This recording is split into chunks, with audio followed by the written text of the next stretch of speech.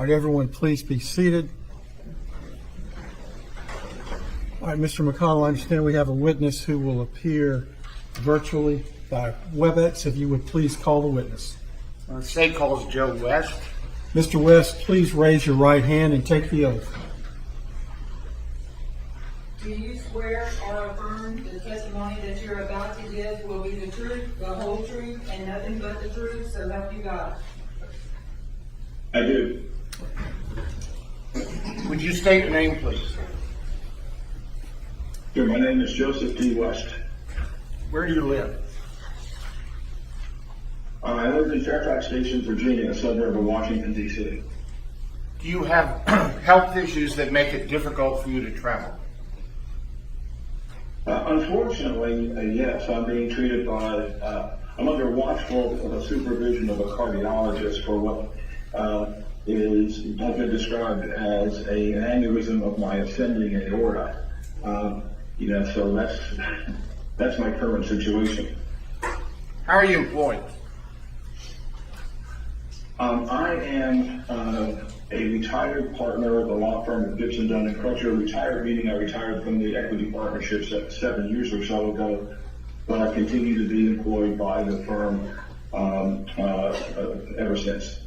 What was your position in the firm? I was a partner, equity partner in the firm, and chairman of the firm's government contracts practice. And are you an attorney? Yes, I am an attorney. For 48 years, I've been practicing law. Would you please describe for the jury the practice of Gibson and Dunn? Well, Gibson Dunn is a major international law firm, and we've got over 2,000 lawyers, I believe, in 22 offices in 7 or 8 countries. I lose track of the numbers. But the firm does primarily work for major corporations across the board, corporate deals, tax, litigation of all sorts, counseling, and my government contracts practice is a small element of what the firm does. How long have you been affiliated with Gibson and Dunn? Since May of 2004, so a little over 21 years. And as an attorney, have you received awards and distinctions while you were employed with Gibson and Dunn? Yeah, I've been fortunate to have been recognized in a number of different ways. Maybe the one I'm proudest of is by an organization called Martindale Hubble, which is an organization that used to, until the digital age, put out books tracking, and then listing all the lawyers that were members of the bar in the various states.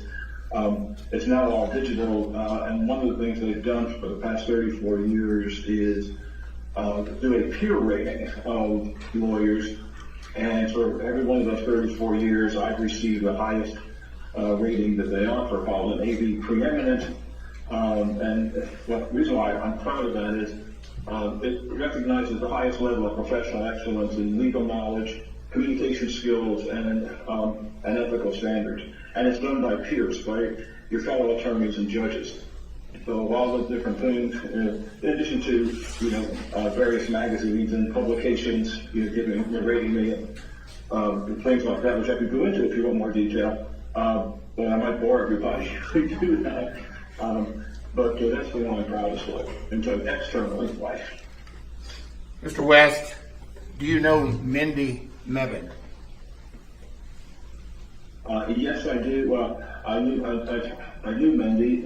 She worked for me for a number of years as my legal assistant in the Gibson Dunn Washington D.C. office. Roughly when did she work with your practice?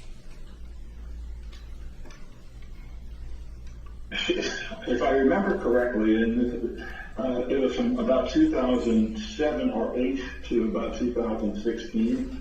I'm a little hazy on the start date because at that time a new administrative assistant who came into the firm and be part of basically a floater pool until they eventually got assigned to an attorney's desk. So I'm not sure when Mindi got to the firm, but I believe she started working for me around 2008, 7 or 8. And I know she was there for sure in 2009, but I believe it was 2 years earlier than that. Did you get to know her well?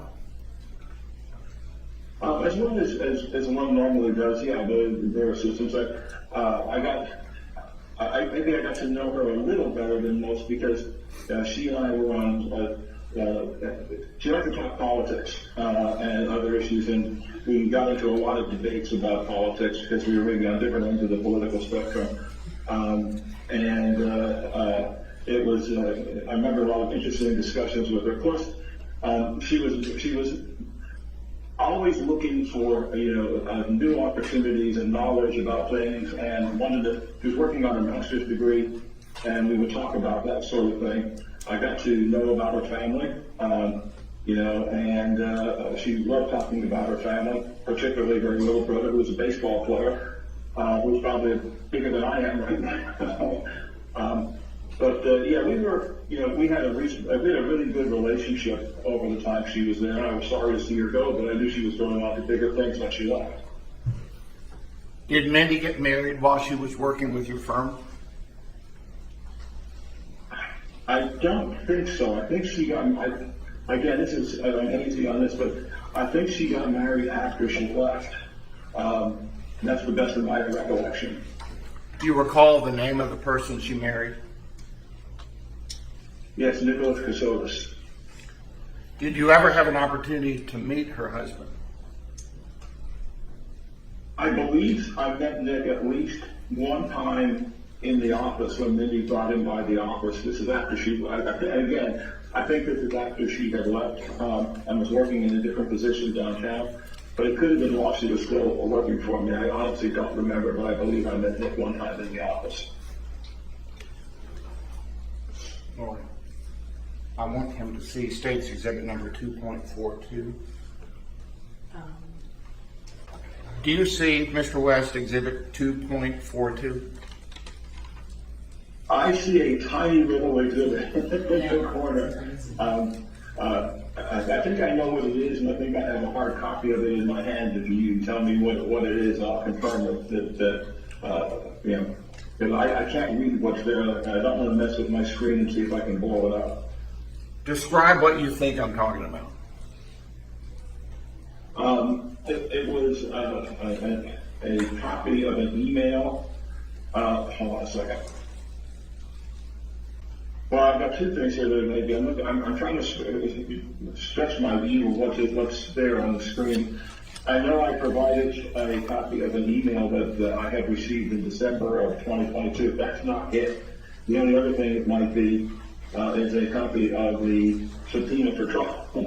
No, it's because it looks like it could be that as well. It's an email dated December 19th, 2022 from Nicholas Kassotis to you. Okay, yeah, I've got that in front of me here, a hard copy in my office. And do you recall what that email said? Sure. The email basically said that, I can read it. It said, "Hi, Joe, I'm sorry to reach out multiple times at work for personal matters. Is it possible to speak in the near future? And thank you, Nick Kassotis," and he left a phone number. Did you later call that number? Yes, I did. And describe the conversation that took place. I believe I called the same day I got this email, which was on or about December 19th. It says on here it was a Monday. I called and Nick told me that he said, "Bad news. I need to tell you Mindi passed away." He advised me that she had gone into the hospital for, I don't remember what reason. My recollection is that he said she went in on a Saturday and overnight the Sunday became septic and died of a very bad infection. Was there any discussion about a funeral?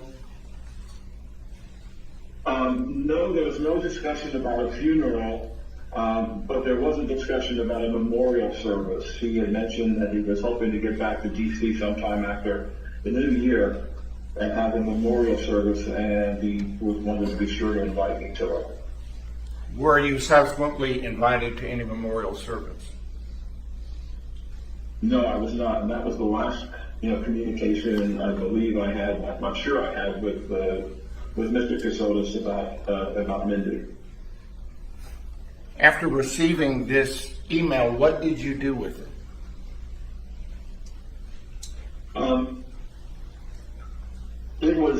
I filed it, and it's automatically archived in our firm archives for a period of time anyway. And quite frankly, more or less forgot about it for a couple of months anyway. I think that's all I can remember that I did with it. Did you forward it to anyone? I did at one point. At some point, about 6 months later, I was contacted by a member of the Georgia Bureau of Investigation, and who wanted to interview me, and I subsequently forwarded that email, I believe at that point, to a member of the Georgia Bureau of Investigation named Tracy Sands. Thank you. That's all the questions that I have.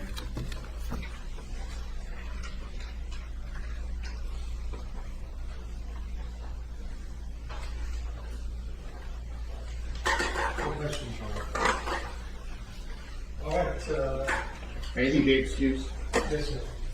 Thank you, Mr. West. There's no cross-examination. Have a good day. Thank you very much. You're quite welcome. Take care.